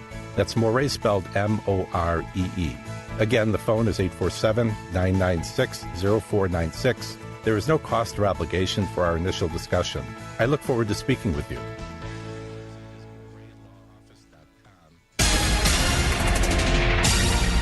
You're listening to WCPT 820. Here's the latest Chicago weather update. From the Weatherology Weather Center, I'm meteorologist Jennifer Wojcicki. Mostly cloudy skies here for today. We'll see a high in the upper 80s. Breezy southwest winds increase around 20 to 25 miles per hour, gusting as high as 35. For tonight, a chance for some rain late, cloudy, a low near 67. By Wednesday, a chance for showers and thunderstorms. Cloudy, temperatures steady early, then slowly fall through the day. Thursday, mostly sunny skies. We'll see a high around 74. That's your latest Chicago weather update. Currently, it's 72. Hey Google, play WCPT. Streaming Chicago's progressive talk from TuneIn. Welcome back to Choose Views with Richard Chew on WCPT 820, Chicago's progressive talk. What a great morning to have our controller, Susana Mendoza, with us this morning here in Illinois. She's one of those, there's so many things I can say good about her, and I'm excited about her political future and what she's going to take on next. Who knows what that will be, but I'm certain that whatever it is, she's going to do a great job. And I love her excitement. When I first met her a couple of years ago, that was the thing that was the overarching part of her, is her excitement and energy that she brings to the conversation. And so we will, when I say the big four, that's not to put any lesser value on our other state legislators or our federal folks. But Governor Pritzker, Lieutenant Governor Stratton, Attorney General Raul, and Comptroller Mendoza have done a great job to keep our state moving forward. And I know that you guys hear me say it a lot, and some might say, oh, Rich, you're just being a homer. You're doggone right I am, unapologetically, because they have done a great job of getting our state back on track and moving it in the right direction. But our state legislators, members of our General Assembly, have also done a great job of that. And with us this morning is one of those other great team members that we have, in Representative Mike Kelly from the 15th District. Good morning, Representative Kelly, and welcome to Choose Views. Good morning, Richard. How are you? I'm doing great. How about yourself? How's your morning going? Sun is out. Sun is out. Beautiful day. It's great to be on the radio with you. Thank you so much for being with us. Well, for those who don't know, Representative Kelly he's a Chicago native. He's a guy that's been around for a bit. He's done some great things, and probably one of the greatest things that he's done in terms of his career prior to being an elected official was a firefighter. And one of the things we're going to talk about is an area that he's really pushing hard in terms of something that he wants to get banned. But Representative, take a moment, if you could, and just introduce yourself to the audience. Let folks know a little bit more about who you are, and then we'll get into a little bit of a chat about something that you're really working on when it comes to safety for firefighters. Sure. Thank you for the opportunity. I'm a 22-year Chicago firefighter. Currently, I work at the firehouse right behind Wrigley Fields. It's been a great career. Met a lot of great people, work with a lot of great people, and look forward to the 10 or so years I have left in the department. And you've been one of those advocates for one of the things that I think, in my observation, Representative Kelly, it's taken for granted, and that the safety of our firefighters is on point where it should be. And sometimes it's not. By nature of the work that firefighters take on, it's a dangerous job. It's a dangerous career, and we applaud those who are in the profession. But one of the things that you've been really leaning into recently, in the time that we're going to chat this morning, is banning what's known as, and I actually had to do a little bit of reading and research myself to kind of understand this a little bit better. But I was shocked by this conversation around forever chemicals in firefighter gear and its connection to cancer risk. And let's talk about that. Let's just dive in and get into it. Tell us a little bit more about this, what you're fighting for or against, as it were, when it comes to forever chemicals. Yeah, so we have faith in the gear that we are wearing to protect us when we're going into these dangerous environments. And they do a really fantastic job of keeping us safe in that environment the time that we're in there. But we've come to find out that the forever chemicals that are in that gear is also giving many of the members that wear that gear to protect themselves cancer. There's not one person on the fire department anywhere across the state that doesn't know somebody that's died of cancer. And when this was brought to my attention, and working with the Associated Firefighters of Illinois and Chuck Sullivan and Steve Shetsky, we kind of thought that this would be our big push this year to try to get these banned and get the companies starting to look for a proper replacement. And in some cases we have those replacements, and in some cases we don't. So we're just trying to push that conversation forward. So this is part of Bill House 2409 that you've co-sponsored with Senator Villalon. And yes. Tell us, okay, so this is where my brain got stuck, but I know a lot of people would want to have a little bit of clarification. Is this chemical a preservative that's added to equipment, or is it something that's part of the manufacturing? And then what's the interaction with the firefighter when it comes to the chemical and how this is going to sound silly, but it's the only way I can think to ask the question. How does a firefighter become influenced by the forever chemical? Well, it is part of the turnout gear that we all wear, and it is the retardant part. So it does a great job of keeping us safe from the fire and the heat.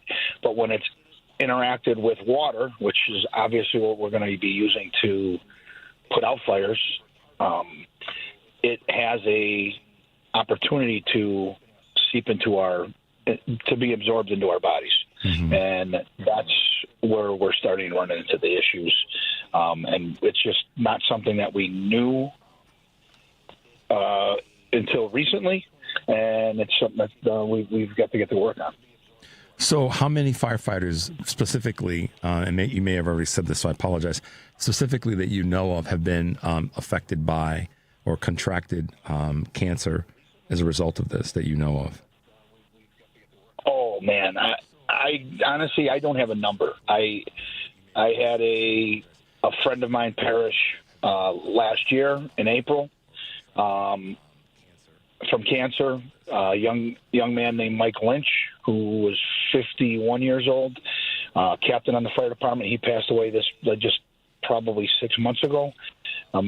Our former president of Local 2, Jim Tracy, he has been dealing with colon cancer, and he was diagnosed 22 years in, which kind of triggered me because I just hit my 22nd year not too long ago.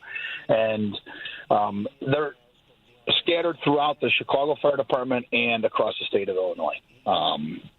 So it's, like I said, there's not a firefighter that doesn't know another firefighter who's passed away from cancer. So in that space, then, is it something that we ban as from a manufacturing standpoint, or do we ban it as just not to be used when it comes to firefighter protective gear, or both? Well, I think there's a big calling to be banned for the chemical in general. What we're trying to do is keep it out of our firefighter gear. But there was I've seen language for many bills that have been looking to ban the forever chemicals in all types of things, but my bill was specifically to firefighter gear and our breathing apparatus and all those kind of things. Got it. We're talking with Illinois State Representative Michael Kelly from the 15th District. Representative Kelly, another question, and I know I'm kind of getting a little bit nerdy, but I'm genuinely, I want our listeners to be aware, because every one of us is impacted by our firefighters across the state. I mean, this is earlier this year. We had an alarm go off one morning as we were entering the building here at the station, and I felt like it was a scene out of Chicago Fire, because everybody showed up, and thank God for our firefighters here in the city of Chicago. But this is something that's taking place throughout the rest of the state. My question to you is, and this is a big question, I don't expect you to have an answer for it, but your thoughts. What about on the national level? Are other districts, other states are they using it, and are they having some of the same findings that you have been able to uncover? Yes, there are every state's using it currently. There's been a few that have already banned it. I believe it was Maine and Minnesota. Minnesota went out to 2032. Ours was moved up to 2027. And we're willing to work with the companies if need be. But we already have, the thing is, we already have turnout gear that we wear every day that is forever chemical free.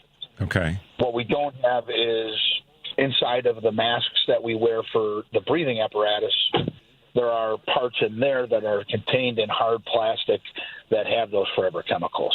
Now, those are the things that we've given them a little more time on, but the gear itself is already available, and what my bill would do would be that once your current fire gear is out of service because of the date, you cannot purchase any more equipment that has the forever chemicals, and those are readily available. So in the state of Illinois, you would have to purchase those. So it's basically, it's not just a budget concern. I mean, it always is a budget concern or financial budgeting concern, but it clearly is a shelf life concern. So, I mean, can you go in and just, like, right now inspect the gear and say, all this has got to go? I know that comes with a cost. Is there a provision to be able to do something like that, or am I out of bounds in that space? No, right. That is not what this bill does. We obviously know the concerns of every fire district and every municipality, and there's real cost on this. So we know we can't just say, take it out of the firehouse, bring in brand new stuff right now. It's not feasible economically. We get that. It's when that shelf life is done, replace it with stuff that is going to keep the firemen and women safe. We understood that in the bill, and that's why we did it that way. Got it. If I could do something further with the state and securing funds to replace all this gear throughout the state, I would certainly look into doing that. It just, at this time, it's not. Doesn't seem like that's going to be an option. So let's go back for a quick second, Representative. When you said that there are other states, Maine is one that you highlighted, that have done it. So this then is frankly, it's a national issue, or certainly not just in Illinois. So does it get into a conversation, and I don't know if you and your colleagues in the state legislature or other experts have talked about it this way, but does it get into a conversation around how the EPA would be involved? Because this is clearly, like when the product is no longer used, it's the disposal of it, and if heat is part of the trigger to it being more pervasive. How do we get rid of it? I mean, how do we make sure that it can't be? Is the equipment destroyed? And again, I know this is one of those questions that you probably weren't expecting me to ask you, but it's just I think folks are probably curious about that. Yeah, I wish I could speak on the science of it. I'm just a fireman who wears it, but I have a business degree from Quincy University. I don't have any type of science background, so I can't answer that intelligently, unfortunately. But I appreciate that. That's why I laugh with you in that question. We know our lanes, but it is a national issue. It isn't an issue that's an environmental issue, because obviously there's so many people that are impacted by the use of it.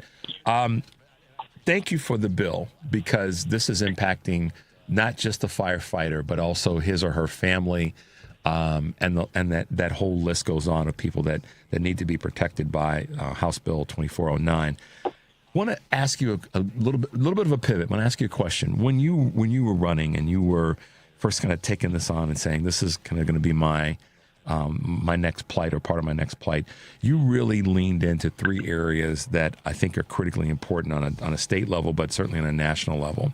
And those three were gun violence, standing up to gun violence, fighting for lower health care costs, and an advocate for working women.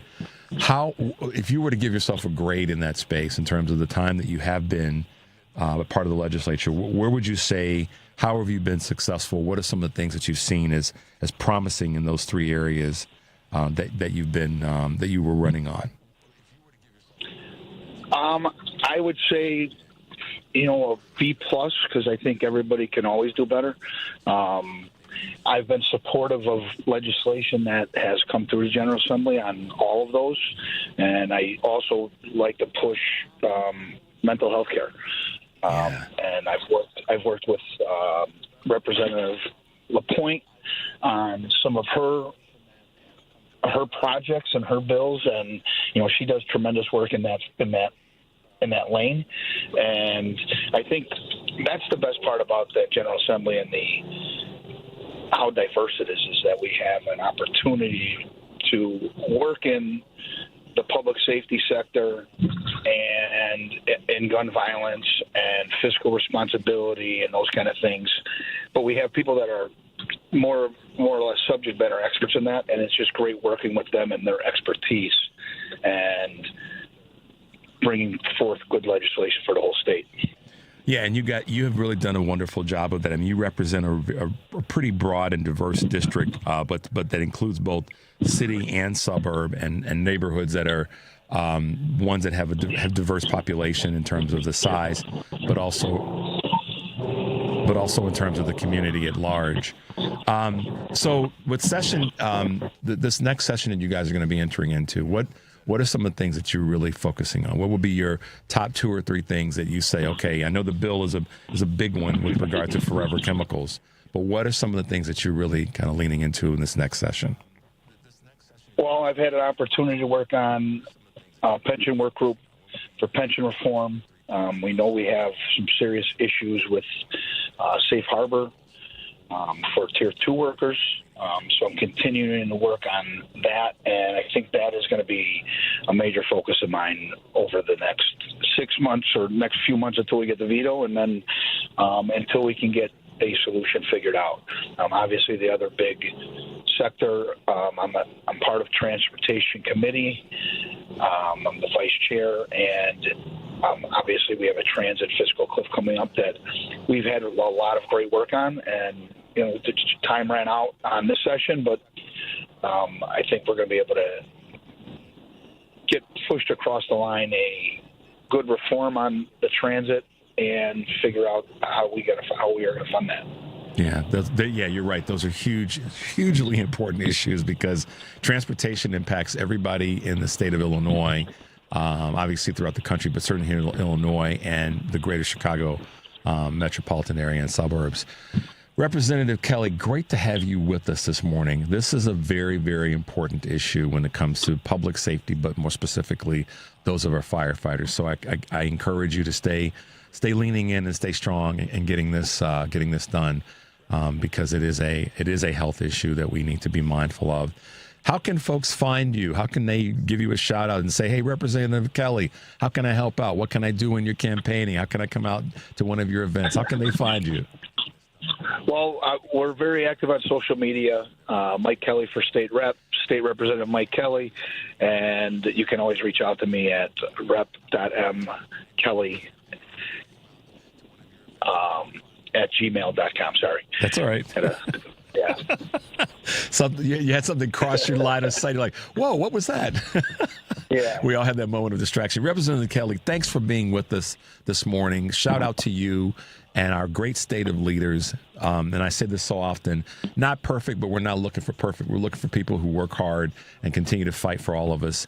And we had on just before you, Comptroller Susana Mendoza, and you are part of that team of Illinois representatives that are really showing the rest of the country what it's like to get things done. So thank you for that, and thank you for your hard work and commitment. And we look forward to having you back sometime in the near future. Does that sound okay? Yeah, that sounds great. Thank you for the opportunity this morning. All right. Well, be safe today in your travels. Enjoy this beginning of summer, and we'll talk soon. All right. Take care. All right. Bye-bye. Bye. So there you go. For those who are in another state, we got folks in our state that are working hard to get things done, whether it be Representative Kelly, who we just had on, or our wonderful Comptroller, Susana Mendoza, and her wonderful energy that she brings to the fight. And, kicking some balls. They both are, and I don't mean that in a derogatory sense, but getting out there and making things happen. And as much as we in the state of Illinois oftentimes catch hell, and the city of Chicago catches hell from people who don't really care about our community, they just have taken it as part of their political dialogue to trash talk us. We keep fighting hard and keep succeeding. We do. And for those who are going, yeah, but you got this, this is going. I didn't say perfection. I bet if 10 people from the state of Illinois' leadership rolled into your community, we might find some things to whine and complain about. But that's not effective. We want to be able to fight forward and fight together and get things done. And that's what I believe our state has been doing. And that's why it's great and it's an honor to have representatives of the state, in this case, Representative Kelly and Ms. Mendoza with us this morning to talk about the things that they're doing to better our communities. So take that, all you people that are yelling and screaming about how awful Illinois and the state of Illinois and the city of Chicago and suburbs are. And by the way, we're not leaving to become part of Indiana. For the knuckleheads who in the state legislature of Indiana want to try to make it sexy to come and be part of Indiana. Why in the hell would we do that? When you got such bias and economic issues and racial issues and gender-based issues in your state. So, boo-boo, we ain't coming. We're keeping our people right here, and we're going to make our state better so that the people that are here can make it known that we get stuff done. One of the people that we're going to have in studio that's been with us before on Friday, of course, will be Woodstock City Councilwoman Natalie Ziemba. And she's going to have a few things to say about what we're getting done here in Chicago, the greater metropolitan area and suburbs, and of course the state. and doing it in a way that says, hey, we're fighting. Mayor Johnson's going to be with us. That imperfect mayor from the city of Chicago who has all of his imperfections and didn't get it done the way, and the timing and all that, but the dude is still fighting. And I'd rather roll with somebody like that and our governor and our lieutenant governor and our AG and our controller than the knuckleheads that are part of the federal, the administration known as Trump. I'd rather roll with them than to roll with these other fools. And for those who are even in this city that complain about all its imperfections, I'll tell you what, rather than complaining about them or in the state or in the counties, why don't you get in the fight? Why don't you get in the fight? Why don't you roll up your sleeves and get in the fight rather than just complaining and whining about it? And some people might go, how dare you say I'm whining? How dare you say, well, unless you're in the fight, then you are, frankly. Get in the game. And one of the reasons I've said before, and I'll say it again, that I want to have, and I try to have on folks on the show who are working in community organizations and doing things that are part of bettering the communities, is because that's a way for you to get involved and to fight for forward movement rather than fight just for the sake of fighting. So we're going to keep that message out there. We're going to keep giving people a reason to fight and to be encouraged to go forward and to be inspired and aspirational at the same time. You know, I don't know how else to say it than to say it that way. We have to continue, and we will continue to fight. And whether it be on a state level with the things that we have to have challenges with, city level, or if it's on a national level, federal level, we don't have any choice, guys. I mean, you could choose to sit out, but why would you do that? Particularly if all you're going to do next is just, whine and complain. Don't do that. Use your energy in a different way. Go shoot a video like Ms. Mendoza is doing of your community, of your neighborhood, and show how cool your community is. Go do that. That's an idea. Put that on social media. Look at my neighborhood. Look at how cool my neighborhood is. Look at the things that we're doing. How about doing something like that rather than just complaining and whining? Find a way to use the resources that we have to do something that's going to create a better message for more people. You might be surprised. And here's the other cool thing about it, FYI. It might do you some good. It might do you some good. So, as we say at the end of every show, and I'm so thankful and proud to be able to say it, is to take a deep breath, guys. Thanks for being with us and make your life count. We'll see you tomorrow.